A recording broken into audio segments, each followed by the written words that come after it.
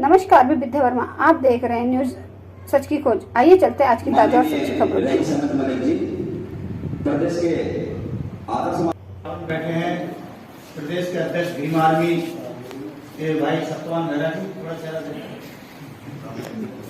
और उनके बराबर में है यूथ विंग के अध्यक्ष Azad Samaj party youth wing भाई सुनील भिंडर जी, जो युवा में जोश भर रहे हैं, और उनके साथ बराबर में बैठे हैं बुढ़े नहीं अभी जवान हैं गहरवा साहब मोहनलाल गहरवा जी 78 के यहाँ सम्मान के संयोजक है, सभी काम नहीं लेना चाहिए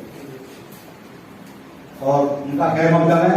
हमारे 78 के राष्ट्रीय संयोजक दिल्ली से चल करके आए हैं परम आदरणीय अशोक सिद्धार्थ साहब, उनके बराबर में बैठे हैं आजाद समाज पार्टी के प्रवक्ता एवं राजस्थान प्रदेश के प्रभारी परम आदरणीय सतपाल चौधरी जी, और उनके बराबर में बैठे हैं हमारे आजाद समाज पार्टी के राजस्थान प्रदेश के प्रभारी और मुस्लिम महासभा को भी चलाते हैं परम आदरणीय इमरान खान साहब।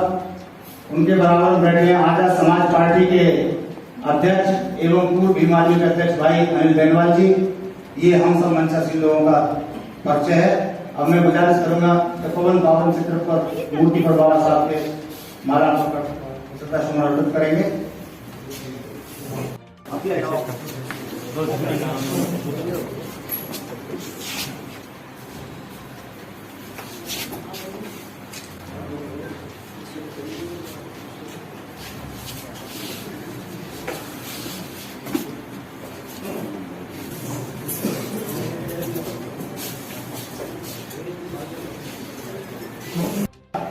किस 1978 में बामसेफ बनी, बहुजन मिशन जो तैयार किया है वो बामसेफ ने किया है, और उन्होंने ये भी बताया कि बामसेफ के 16 टुकड़े हो गए। अपने सरकारी बुद्धिजीवी वर्ग को, प्रबुद्ध वर्ग को एहसास कराना कि तुम पर कर्ज है। अब जब वो बामसेफ चली और 3 साल बामसेफ ने जब काम किया 1978 से लेकर 1981 तक, तो फिर बामसेफ के लोग धरना प्रदर्शन नहीं कर सकते थे, क्योंकि लोकतंत्र में भारतीय संविधान के अंतर्गत जमहूरियत में धरना प्रदर्शन अपने हक के लिए लड़ना पड़ता है। तो काशीराम साहब ने सोचा कि ये तो बात थोड़ा सा आगे नहीं बढ़ेगी, ये तो सदस्य से बने हुए लोग हैं, ये मानसिक सलाह दे सकते हैं, आर्थिक सलाह दे सकते हैं, लेकिन ये जमीन पर सड़क पर संग्राम नहीं कर सकते। तो फिर उन्होंने बनाया DS4 दलित शोषित संघर्ष समाज समिति 1981 में, 3 साल के बाद में। 3 साल का मतलब समझना, हर चीज 3 साल के बाद बनी। और DS4 बनाने के बाद में कहा कि देखो भाई, अब जितने तुम्हारे सरकारी कर्मचारियों के बीवी बच्चे हैं वो तो सर्विस एक्ट से नहीं बंधे हुए, वो तो सड़क पर संग्राम कर सकते हैं। आप DS4 में उनको भेजना और 15 तारीख को प्रदर्शन होगा। 3 साल DS4 के माध्यम से खूब धूम धड़ाका हुआ, आंदोलन हुआ। फिर उस आंदोलन को राजनीति का अमली जामा कैसे पहनाया जाए, राजनीतिक समाज को हुक्मरान कैसे बनाया जाए, तो कांशीराम जी वैज्ञानिक भी थे, वैज्ञानिक भी थे। इसलिए उन्होंने मल्टीप्लाई किया और 1984 में 3 साल के बाद में एक पार्टी बनाई, और पार्टी के माध्यम से इस देश के गरीब सुधार था, जो समाज को प्रकाश देता था, रोशनी देता था। और काशीराम जी ने वो विचार दिया, और विचार के माध्यम से एक हुकूमत बनी। कोई हुकूमत ऊपर से नहीं टपकी थी, कोई जिब्राइल मीकाइल करनी माता धोनी माता लेकर नहीं आई थी, गरीब जनता ने बनाया था, मिशनरी वर्करों ने बनाया थी हुकूमत, पूंजीपतियों ने नहीं बनाई थी, और जिनसे संघर्ष है उन्होंने भी नहीं बनाई थी, वो भी हमारे विरोध में थे उस समय, तो मिशन ने बनाई थी।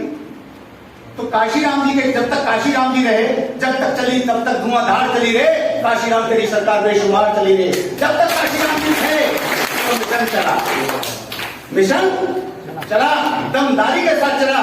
और जब दमदारी के साथ चला, काशीराम जी के जाने के बाद जिनको अपना लेफ्टिनेंट कर्नल जनरल बनाकर गए थे, उन लोगों ने जैसा मानवत, जैसे बाबा साहब डॉक्टर अम्बेडकर साहब अपने लेफ्टिनेंट बना करके गए थे, उनके मरने के बाद RPI के मिशन को बेकार किया, और उस मिशन को किसने संभाला? माननीय काशीराम साहब ने। उनके मरने के उपरांत, तो उन्होंने बखेड़ दिया था। ठीक उसी प्रकार माननीय कांशीराम साहब के जाने के बाद मिशन बिखरने लगा। मिशन में अपने कांशीराम जी के जाने के बाद जब ये मिशन बिखरने लगा और वो आत्मा से समझौता होने लगा, जिनसे संघर्ष था उनसे समझौता होने लगा, तो फिर कांशीराम जी की आत्मा रोती रोती छतरपुर गांव में धड़कोली में पहुंचती है और भाई चंद्रशेखर आजाद को आवाज देती है, ये मेरे विचार को बचा लो, इस बहुजन समाज के बहुजन मूवमेंट को बचा लो। जुड़ने वाले लोग थे वो लालची थे, वो कांशीराम जी लीडर पैदा करते थे, लेकिन उनके जाने के बाद उनके लेफ्टिनेंट जनरलों ने मैनेजर पैदा कर दिए, मिशन से मैनेज करने लगे, और जब मैनेज करने लगे तो एक चिंगारी पैदा होती है, भीम आर्मी। भीम आर्मी, और भीम आर्मी को ज्वाला लेकर के चलते हैं भाई, मिसाल लेकर के चलते भाई चंद्रशेखर आजाद। और जब भीम आर्मी अपने क्रूज पर आती है, वाद पर आती है, जोश में आती है, तो ये डंडे खाने के लिए नहीं है भीम आर्मी, राज करने के लिए भी है नहीं है? तो भाई चंद्रशेखर आजाद जी ने उसी माननीय कांशीराम साहब की तर्ज पर कहा, और सभी लोगों को जब पहले तैयार करने के बाद में कहा कि इस समाज को हुक्मरान बनाना है, कांशीराम जी का मिशन को बचाना है, रक्षा करनी है, भारतीय संविधान की रक्षा करनी है। और जो लोग सत्ता के लालची थे वो महलों में जाकर के बैठ के ट्वीट करने लगे, सड़क पर हमारी बहनों का अपमान हो रहा है, बलात्कार हो रहे हैं, मनीषा बाल्मीकि का बलात्कार हो रहा है, मुस्लिम समाज की बहन बेटियां आज उन पर गोली चला रहा है इस देश का बादशाह, तो वो निकल पड़े रास्ते पर और कहने लगे नहीं, अब मुझे पार्टी बनानी है, राजनीतिक पार्टी बनानी है, और कांशीराम जी के इस मिशन को राजनीति में ट्रांसफर करके और हुक्मरान समाज को बनाना है। तो भाई बाकी बातें तो क्योंकि 78 के राष्ट्रीय संयोजक जिनको अध्यक्ष बोलते हैं, राष्ट्रीय अध्यक्ष, लेकिन वाम सिंह की भाषा में संयोजक बोला जाता है, अध्यक्ष राष्ट्रीय अध्यक्ष को वाम सिंह के हो, तो संयोजक साहब बैठे हैं, वो ज्यादा डिटेल में बताएंगे, लेकिन मैं तो आपको इतना ही बताना चाहता हूं कि वाम से का ही दिया हुआ प्रोडक्ट है ये, जिसको भीम आर्मी संभाल रही है। मेरी बात समझ में आ रही, आपके नहीं आ रही?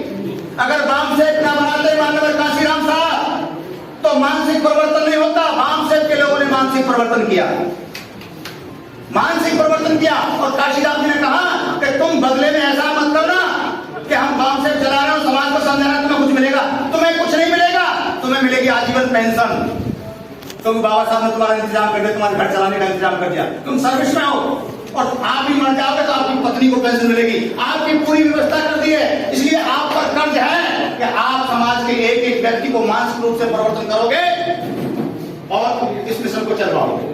78 तो 78 इसलिए नाम रखा कि 16 वाम से चल रही है, मैं नाम नहीं लेना चाहता, 16 चल रही है ना, और सब कह रहे हैं मैं इसका राष्ट्रीय अध्यक्ष हूं, लेकिन असली वाम से छूट गई, इसलिए हुकूमत चली गई। असली वाम से छूट गई इसलिए हुकूमत चली गई, वरना हुकूमत जाने का मतलब क्या है? मतलब क्या है? वाम से गई, और कांशीराम जी ने एक चीज और बनाई थी, बहुजन संकट। बहुजन संकट किसने खत्म किया भाई? भाई चंद्रशेखर जी ने खत्म किया, भीम आर्मी ने खत्म किया, आर्य समाज पार्टी ने खत्म किया। उसको खत्म किसने किया? वाम से को खत्म किसने किया? DS4 को किसने डाउन किया? कांशीराम जी का नारा था, जिस समाज की जितनी संख्या भारी उतनी उसकी भागीदारी।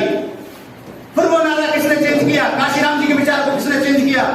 जिसकी जितनी थैली वाली ले जा टिकट हमारी, ये नारा किसने लगवाया? कांशीराम जी का नारा था बहुजन हिताय बहुजन सुखाय प्रबुद्ध भारत। इस सर्जन हिताय का, सर्जन की पार्टी चलाने वाले तो बहुत से लोग थे।